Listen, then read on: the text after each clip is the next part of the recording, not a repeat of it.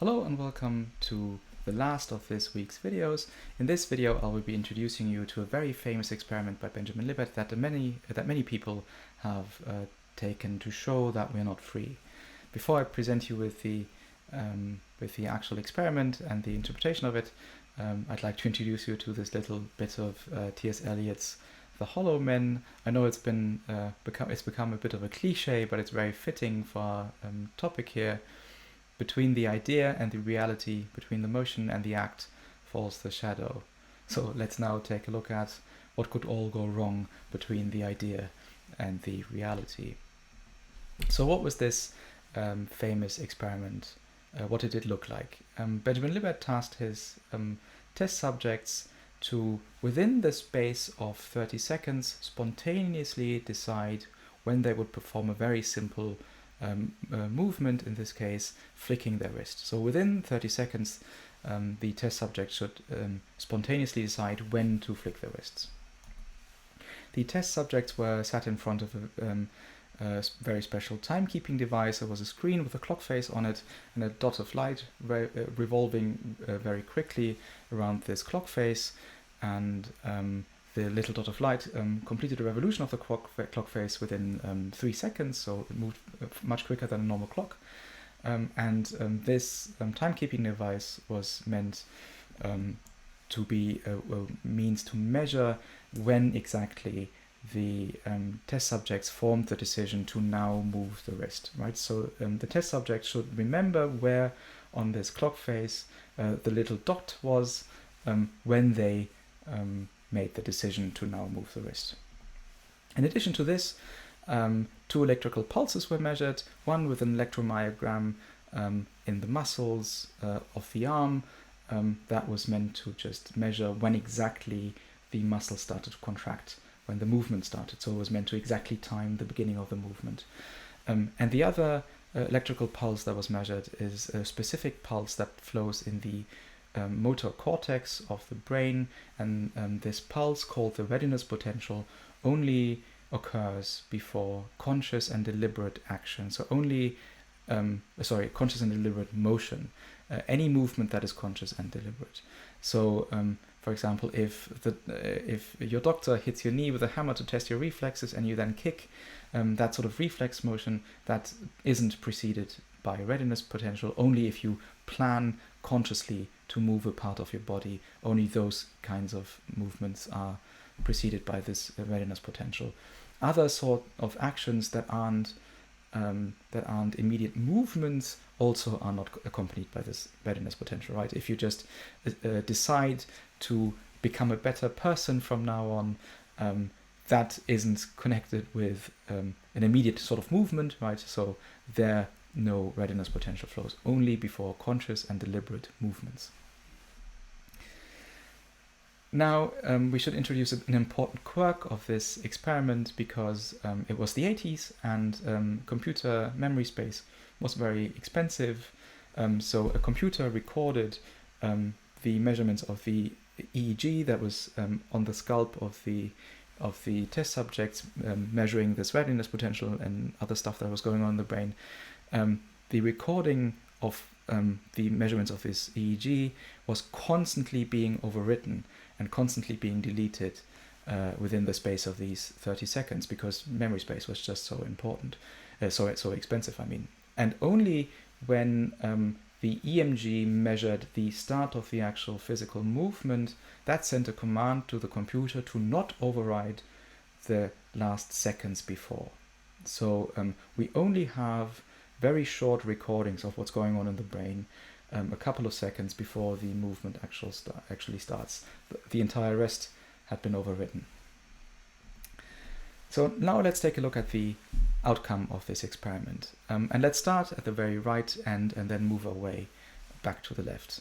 The actual movement, the actual start of the movement when the EMG in your arm measured that the muscle started contracting, that is what is defined here as time 0, right? It's labeled EMG. That is when the movement actually started. 50 milliseconds before that, labeled S, and this is what's known as the point of no return. At this point, the action cannot be stopped anymore.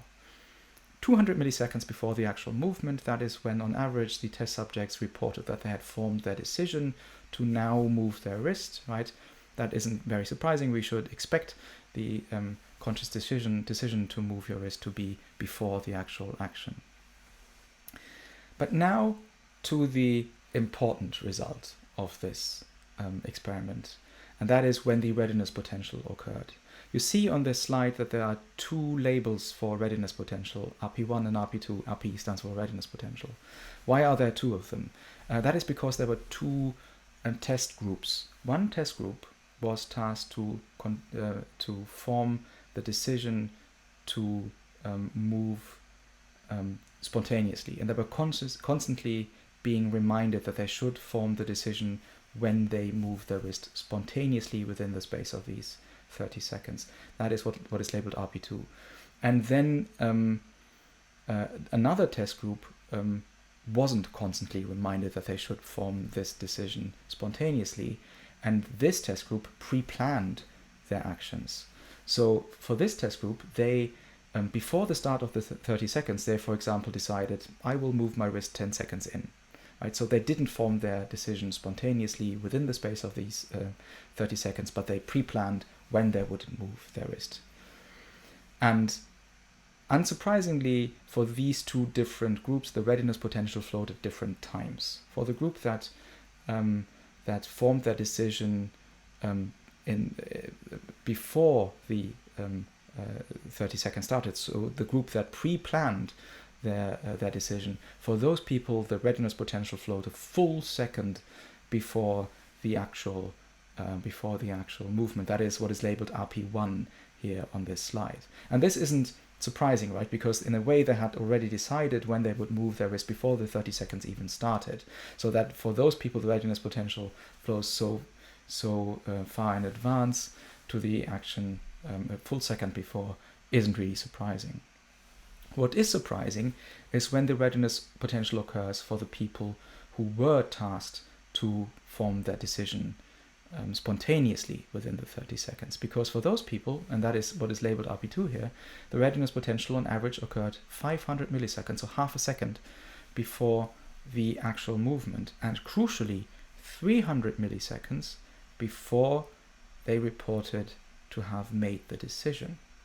So what this experiment shows us is that there is an electrical pulse in the brain preparing the actual movement that is happening before we have even formed the decision to move. That is why this experiment is so notorious. So let's take a look at how Benjamin Libet interpreted this experiment. He does agree that the brain in some way starts to prepare the action unconsciously before the conscious will to move was formed, right? This readiness potential is nothing that we are aware of, right? It is an unconscious pulse in the brain. We don't see, oh, here's a readiness potential, right? We're not aware of these.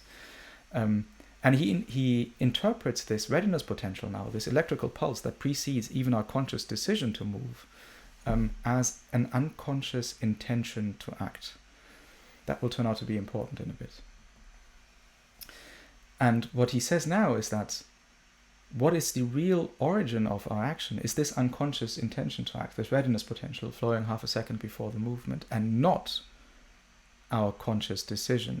Our conscious decision to act, our conscious intentions, I will now move my wrist, those are not the origin of the action, but it is that unconscious intention, that readiness potential that is. You can see why this is problematic for anybody who wants to preserve some notion of freedom, because we see that at least for these movements, for these very simple actions, the movement is already being prepared before the decision is being made. And here lies the irony of the whole thing, because Benjamin Libet set out to design an experiment to show that we are free.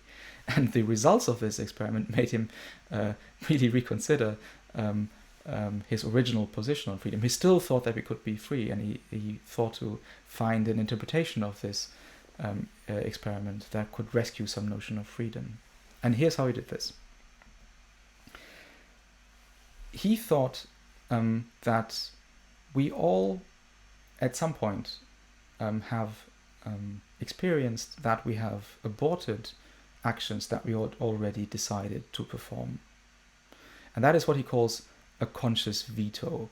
So we have all at some point experienced that we thought, I will perform such an action, I will now do something like flicking my wrist, right?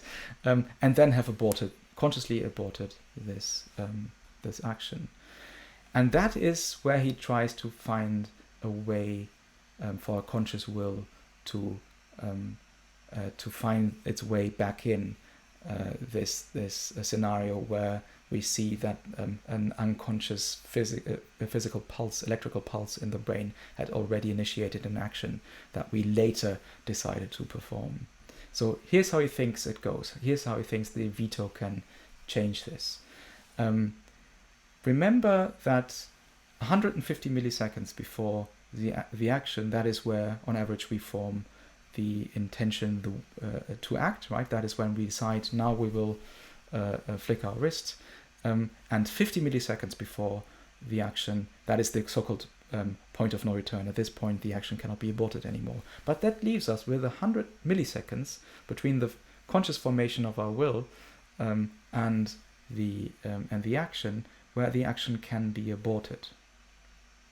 So here's how he thinks this works. The readiness potential, what he interprets as this unconscious intention to act, that initiates the action, the movement. 300 milliseconds later, we form our conscious decision to act. Too late for it to make a real difference, right? And it's not the origin of our action. The origin of our action is the unconscious readiness potential.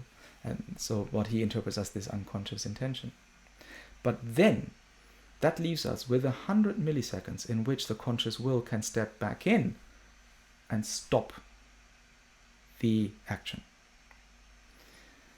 So that is his way of trying to find a notion of freedom in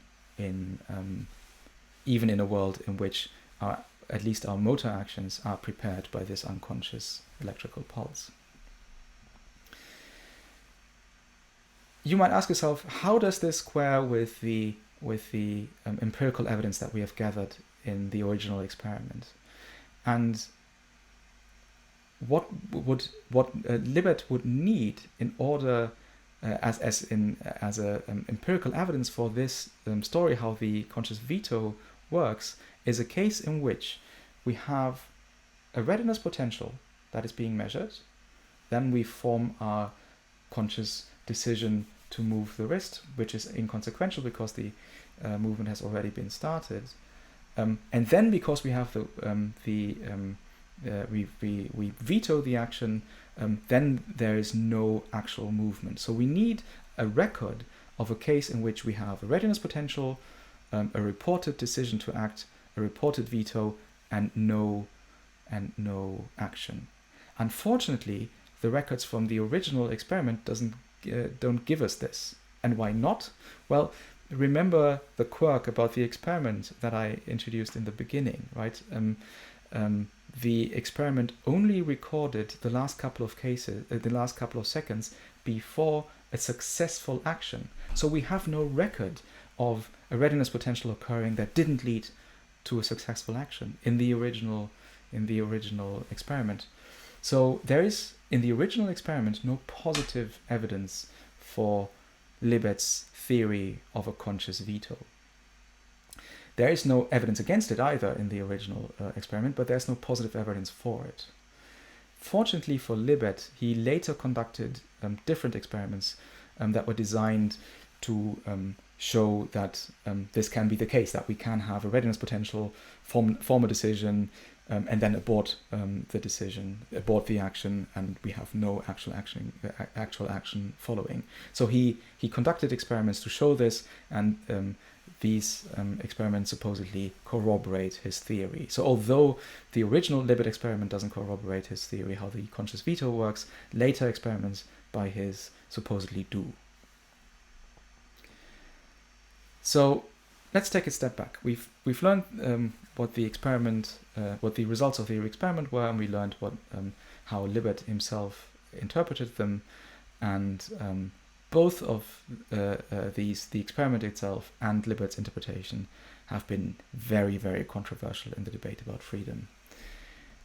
Let's go through some criticisms. The first criticism that has been leveled against this is exactly this role of the conscious veto that Libet tries to introduce here in order to rescue some notion of freedom.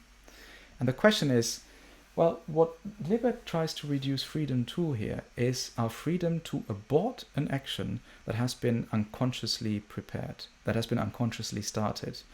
So in this picture, it is not our free will, our conscious will, that initiates actions, and that if libertarianism is true, that can freely choose between two alternative possibilities, right? That's not how freedom works in Libet's interpretation. How freedom works is unconsciously our actions are being prepared.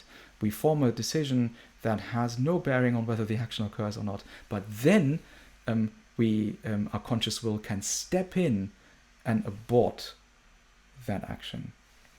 And that doesn't seem how we understand freedom, right? Freedom seems to be more than just the freedom to stop an action that has already been unconsciously prepared and unconsciously started.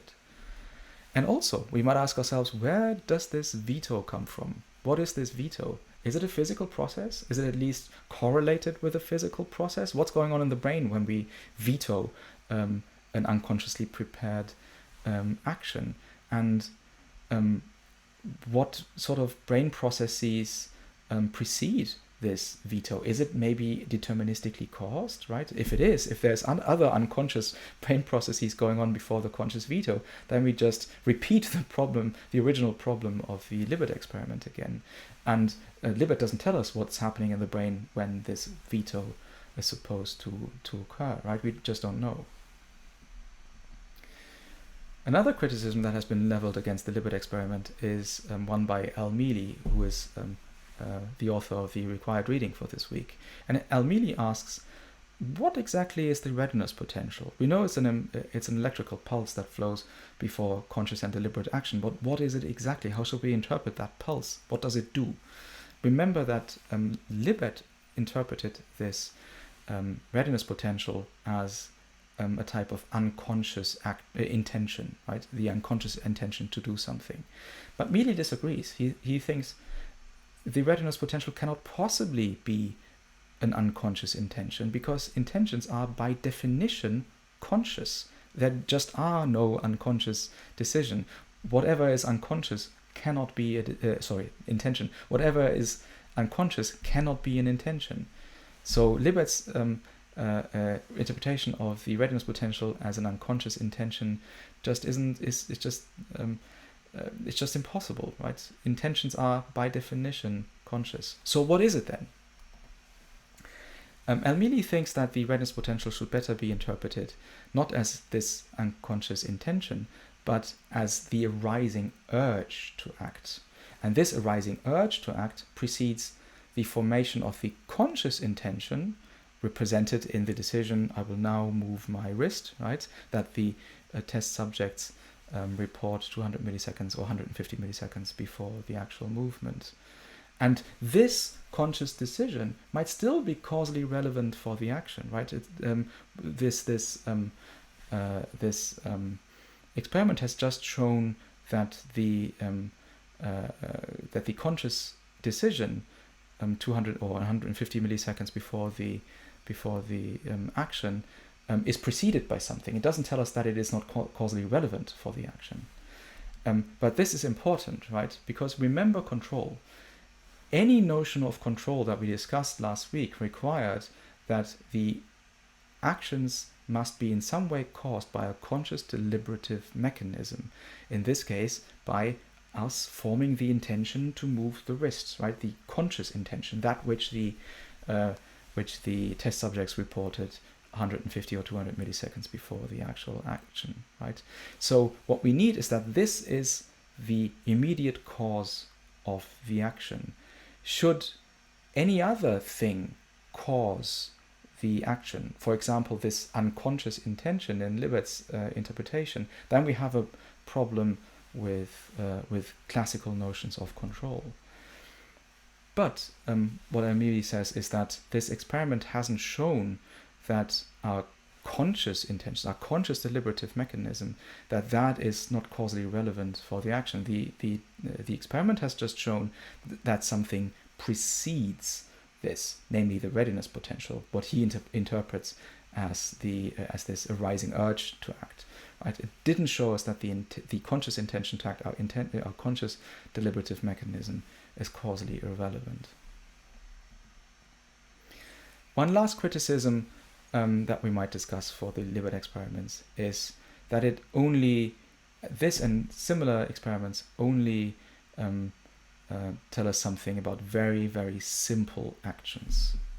It only tells us something about simple movements, flicking of wrists, pressing of buttons, right? It doesn't tell us anything about more fundamental actions, such as decisions to study philosophy, to stop eating ice cream all the time, to become a better person, to finally finish this paper on time and freedom, and so on, right? These more fundamental decisions, those are the ones that we care about, whether they're free or not, right? We often discuss freedom in terms of very simple actions, but what we really care about is whether these fundamental decisions are free, right? Those that for example, Kane called self-forming actions. That is what we care about when we talk about freedom, not whether we can predict when you press a button, for example.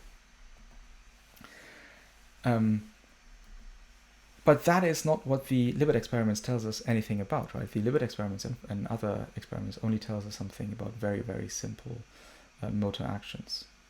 Right, okay, let's take a step back. We've now learned what the experiment was, Libet's own interpretation, and some criticism of it.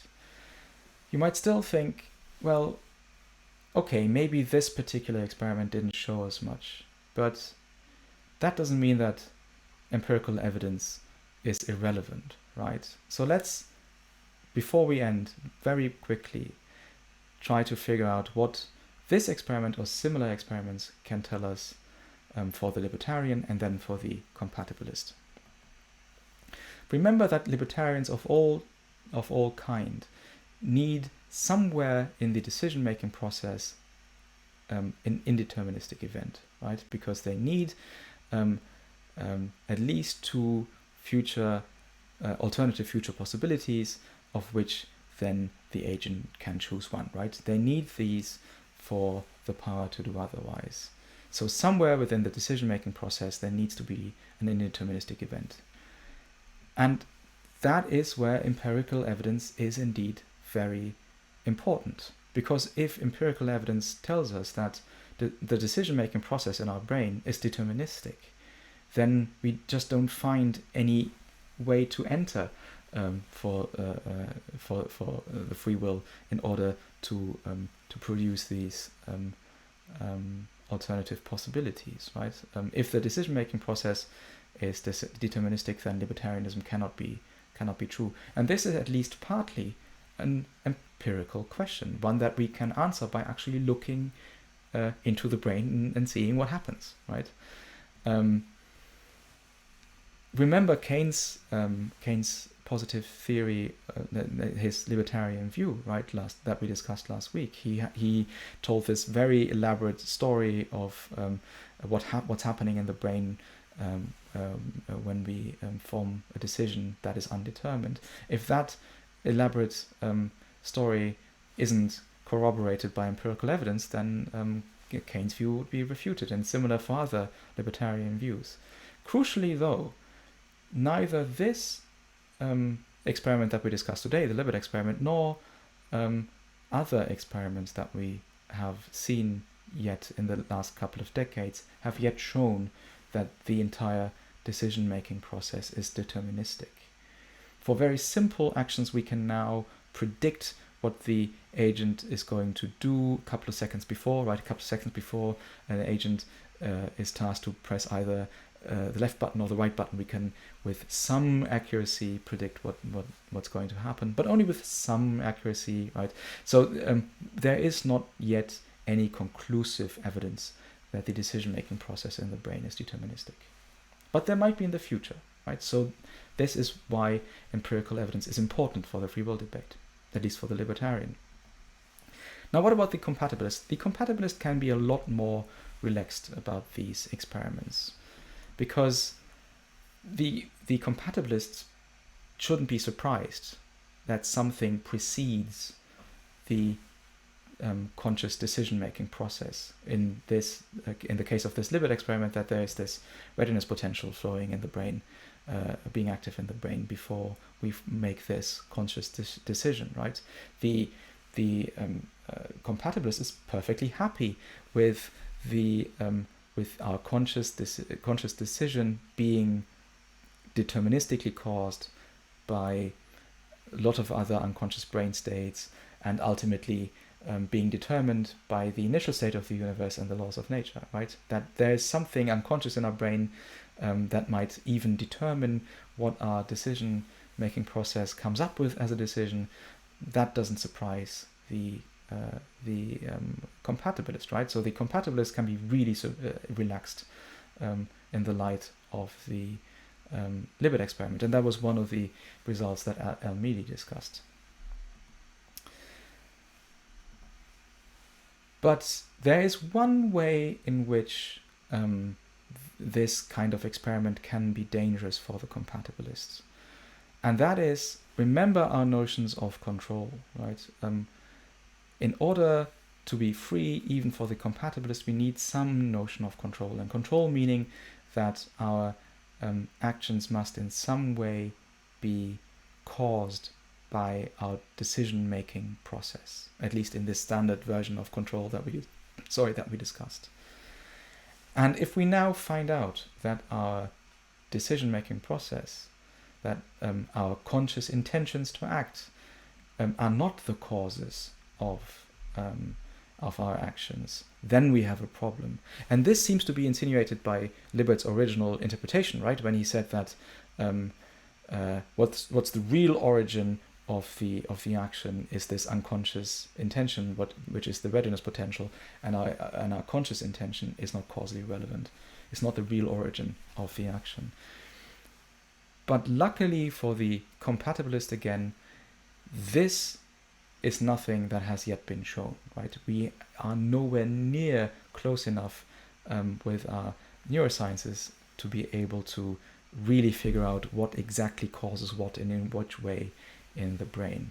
So we do not know, we have no reason to think that our conscious decision is not causally relevant for the action. Just finding something that precedes this decision isn't enough for the compatibilist to break any sweat. So this was the little outlook that I promised at the end of this. I hope you enjoyed our lectures on freedom, and I hope to be seeing you all in the live lecture where we can answer questions. And then obviously if you have any further remaining questions, feel free to book a slot in my office hours. Here are the references for this week. I will also post this and the last slides on Moodle, so you can copy the references if you want to find any of the literature here for your further research. Okay, see you then.